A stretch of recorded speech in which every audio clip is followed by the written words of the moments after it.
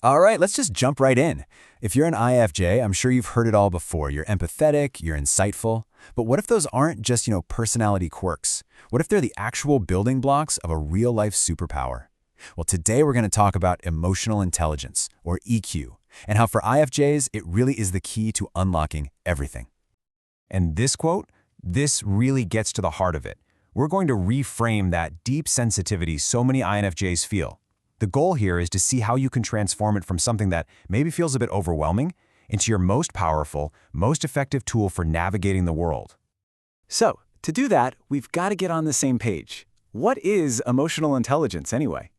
I mean, it's a term that gets thrown around a lot, so let's actually break down what it means. At its core, this is it. EQ is a skill. It's all about perception and management, first inside yourself and then with all the people around you. You could almost say it's the art of moving through the social and emotional world with grace. Look, we all know about IQ, right? It's the book smarts, the logic, the kind of thing that gets you good grades. But here's what's so fascinating. We're starting to understand that EQ is often the more critical factor for a happy, fulfilling life. It can predict everything from how successful you'll be as a leader to the strength of your relationships and even your overall health. It's a pretty big deal. So how do we get better at this? How do we build this skill? Well, emotional intelligence basically rests on a few key pillars, and you should really think of these as the foundation of your superpower. Let's take a look at the first one. And this one, self-awareness. It is the absolute bedrock of everything else. Seriously, for an INFJ with an inner world that's so rich and complex, this isn't just a starting point, it's home base. Right? Before you can even begin to understand other people, you have to know how to navigate your own internal landscape first. So self-awareness is really about tuning into that inner world. It's knowing what you're good at, but also being honest about your weaknesses. And for an INFJ, it's so crucial to learn how to tell the difference between your own feelings and the emotions you're absorbing from everyone else. Knowing that is what gives you the power to consciously respond to life instead of just reacting to it. I love this quote because it just perfectly captures the idea. You're looking for clues. You're connecting the dots between, say, a situation and your emotional response.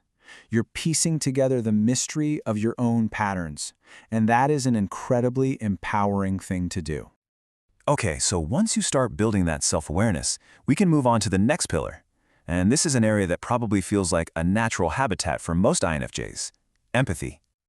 Now, empathy is so much more than just feeling sorry for someone. It's the ability to genuinely step into their shoes. As an INFJ, this is where your intuition just shines. You're picking up on unspoken needs, the subtle cues. But here's the trick. High EQ means using this incredible skill without completely losing yourself in the process. It's the difference between understanding someone's ocean of feelings and drowning in it right alongside them. And that brings us to our third and final pillar. This is really where the rubber meets the road. It's one thing to be aware of emotions, both yours and others, but it's another thing entirely to manage them and use them effectively. The most important thing to get about regulation is that it is not suppression. We're not talking about bottling things up. It's about creating that tiny pause between feeling something and reacting to it. For INFJs who can be like emotional sponges, this skill is the ultimate antidote to burnout. It's what stops you from hitting that breaking point that leads to the infamous INFJ door slam. And of course, this goes hand in hand with social skills. This is how you bring all those amazing insights you have out into the real world. It's about translating the complex patterns you see so clearly in your head into communication that other people can actually understand. This skill, it closes that gap that can sometimes make INJs feel so deeply insightful, yet completely misunderstood. Okay, so that's all the theory. But how do we actually get better at this? Let's talk about some practical, real-world steps you can start taking right now to strengthen your EQ. Think of this as your roadmap. And it's not a straight line, it's more like a continuous loop. It all kicks off with self-reflection. That awareness then fuels your empathy for others. From there, you can work on the skill of self-regulation.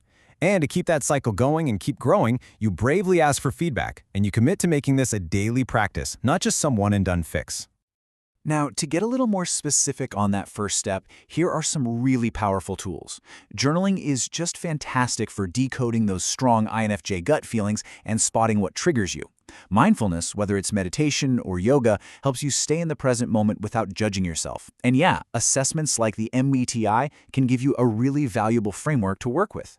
But don't underestimate just asking a trusted friend. Sometimes an outside perspective is exactly what you need to see things clearly.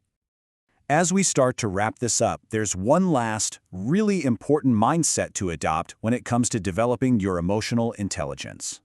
And if you remember one thing from all this, let it be this right here. You don't just achieve high EQ and then you're done. It's a lifelong practice. It's a journey of becoming more aware, more compassionate, and just plain more effective in how you relate to yourself and to everyone around you.